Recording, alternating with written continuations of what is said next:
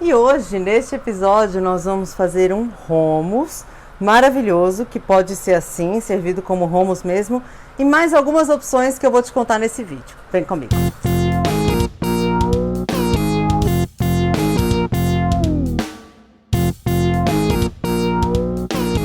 Olá, deixa eu começar me apresentando. Eu sou Drica Avelar, sou chefe e criadora de conteúdo para cá, para o YouTube e para um outro canal que eu tenho no Instagram chamado Drica Avelar. Se você não me segue ainda, tá perdendo, inclusive vídeos de receita. Hoje a gente vai fazer um tradicional hummus, que é aquela pasta de grão de bico, mas eu quero te trazer alguns conceitos importantes sobre o hummus e lá no final eu vou te dar algumas sugestões de como usar ele fora de, assim, como petisco para comer com alguma coisinha.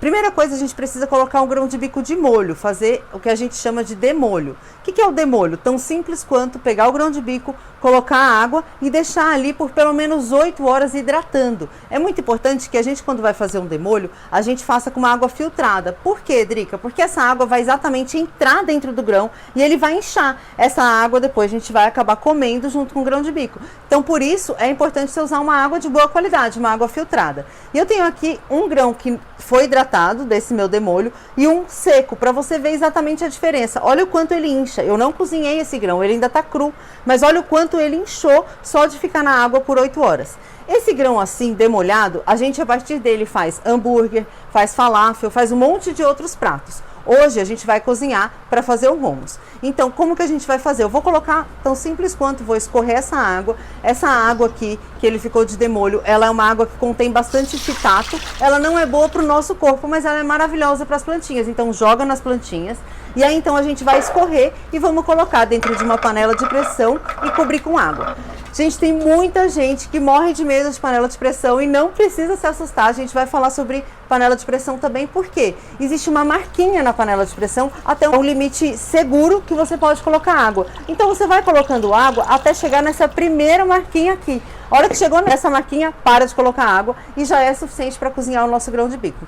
Fecha a panela e coloca no fogo. Quanto tempo que o grão de bico vai demorar para cozinhar? Se você colocou ele de molho, né? Ele ficou de molho por 8 horas, ele vai demorar 15 minutos. Se eu não colocar de molho, Drica, se você não colocar de molho, ele vai demorar de 30 a 45 minutos. E qual que é a grande questão quando você coloca de molho? Ele faz com que a gente tem pessoas que têm uma certa intolerância e ficam soltando muitos gases quando ele não fica de molho. Então é interessante, se você vai fazer esse produto para vender ou para dar para alguém, ou mesmo para servir para sua família, é interessante você colocar o grão de bico de molho. Antes de mais nada, começou a pegar pressão, o que você vai fazer? Abaixa o fogo e liga o seu timer, é muito importante. Porque se você esquecer aquilo ali, vai virar um purê, um negócio que não vai dar muito certo. Então, depois de 15 minutinhos, eu vou desligar o meu fogo. E aí, o que acontece? A panela de pressão, por que muita gente tem medo da panela de pressão? Porque todo mundo tenta tirar a pressão antes da hora. Gente, a pressão tem que sair normalmente, do mesmo jeito que ela entrou. Ela foi entrando na panela gradativamente à medida que a temperatura ia aumentando. Então agora a gente vai desligar o fogo, vai começar a diminuir a temperatura e naturalmente vai diminuir a pressão dentro da panela. Então espera isso. Se você tentar abrir a panela antes ou tentar fazer algum truque para que essa pressão saia mais rápido, vai fazer bagunça no seu fogão, com certeza. E pode acabar explodindo a panela. E é por isso que muita gente tem medo de usar a panela de pressão, porque ela pode explodir. Mas se você fizer com todo o cuidado, com todo o amor, seguindo os tempos dela, respeitando os tempos da panela de pressão, pode ter certeza que nada vai acontecer. Agora o meu grão de bico já esfriou, né? Eu já consigo abrir perfeitamente aqui a minha panela e eu já vou pegar o copo do meu liquidificador e vou começar a transferir esses grãos direto para o liquidificador. Ué, Drica, você não vai tirar a casquinha do grão de bico? Gente, veja só, veja bem. O que é a casquinha do grão de bico? É fibra. Se a gente bater isso no liquidificador, bater num processador, triturar, ela vai se desmanchar. É uma falácia que essa casquinha de grão de bico dá gases. É uma falácia que essa casquinha de grão de bico faz mal pra gente. É fibra, não tem como fazer mal pra gente. Não faz mal pra gente, tá? O que faz ter gases no grão de bico é justamente essa parte do demolho, né? Do fitato e não da casquinha. Então tem gente que fica horas e horas tirando casquinha por casquinha de grão de bico, sendo que não tem a menor necessidade. Vou tirar o meu grão de bico aqui de dentro da panela e vou colocar direto no liquidificador. Esse é um dos truques para você fazer um bom hummus, que você bata com o grão de bico ainda quente. Veja bem, a gente deixou diminuir um pouco a temperatura interna da panela para a gente conseguir tirar a pressão dela, mas o grão de bico ainda está quente, ele vai demorar um tempo para esfriar. Então nesse tempo, em umas 3 horas mais ou menos, que é o tempo que ele demora realmente para gelar, para ficar completamente frio, é um bom momento para você pegar e bater. Você pode bater tanto no liquidificador quanto no processador. Qual é a diferença?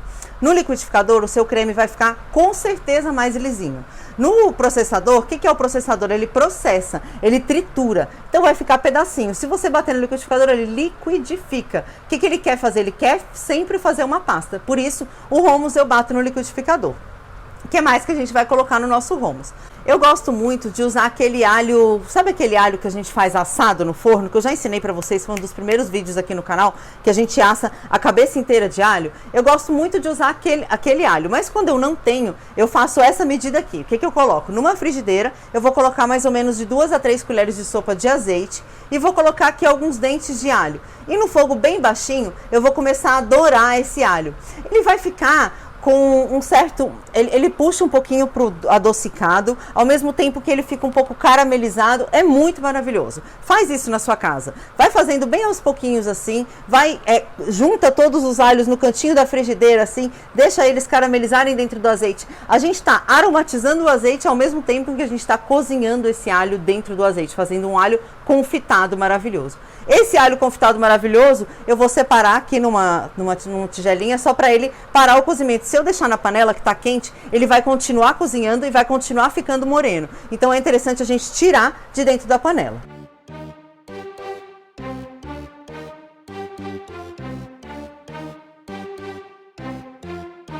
A gente vai usar também tahine. O que é tahine, Drica? É essa pasta de gergelim. Gente, todo mundo conhece pasta de amendoim, não conhece? É a mesma coisa. Qual é a diferença? É feita do mesmo jeito. A diferença é que é feita com outro ingrediente. Em vez de ser com amendoim, é feito com gergelim. É muito maravilhosa a pasta de gergelim. Você encontra onde você quiser, mas se você não encontrar, ainda assim falar, Drica, eu não tenho o tahine para fazer a receita. Não tem problema, você pode usar a pasta de amendoim, vai ficar bem diferente, é um hummus californiano, eu acho que chama, mas vai ficar bem delicioso também, experimenta fazer na sua casa, ou também faz sem nada, tá? Só não colocar essa pastinha, ela traz um sabor um pouco de amendoado pro hummus, ela traz um quê de tostadinho assim, além de trazer um monte de cálcio, né? Porque o que essa pasta tem em abundância é cálcio, que o gergelim tem em abundância, então é muito maravilhosa essa pasta aqui. A gente então vai colocar aqui de 2 a 3 colheres de tahine e agora eu vou espremer o suco de um limão. Aí o limão é totalmente a gosto. Eu gosto de espremer o suco de meio limão, sentir como é que tá, depois eu vou colocando mais aos pouquinhos. E aí coloca bastante sal, né? Tempera ali bastante. E aí agora, para bater toda essa galera, tem um pouco de líquido, tem o azeite, né? Tem um pouquinho da água do cozimento, mas é muito importante a gente agora vir com bastante água de cozimento do hummus. Tá todo mundo quente, o grão de bico tá quente, a água dele ainda tá quente, então coloca essa água ainda quente que vai ajudar o seu liquidificador a bater. Gente, não tá tão quente a ponto de não poder bater no liquidificador de plástico, tá? Ele tá morno, então coloca ali para bater. Vai batendo bastante. Se o seu liquidificador precisar de ajuda, o que você vai fazer? Você vai para ele, mexe com uma colher lá no fundo, se for preciso, coloca mais um pouquinho de água de cozimento do grão de bico e vai batendo, até você chegar nessa pasta. É muito importante que quando você olha o liquidificador, que ele formou esse redemoinho aqui, significa o quê? Que tá tudo bem lisinho, tá tudo bem cremoso. Olha a cremosidade que ficou esse hummus. E aí, vou servir, vou montar ele de uma forma tradicional aqui. Por cima eu vou colocar um pouquinho de azeite, vou colocar um pouquinho de páprica, salsinha e voilá, é só servir. E aqui está ele, maravilhoso. Uma das primeiras opções que eu quero trazer para você de como usar o hummus é essa aqui. Você pode pegar palitinhos de cenoura, você pode fazer palitinhos de cenoura, coloca para servir junto e serve. Esse é um super aperitivo, super maravilhoso. Eu e Montanha, a gente adora ter isso aqui sempre de petisco, acho que eu já mostrei em vários vlogs, né? Toda vez que a gente vai viajar, a gente leva uma cenourinha cortada e um hummus com certeza, porque isso é fonte de proteína e a gente adora esse sabor.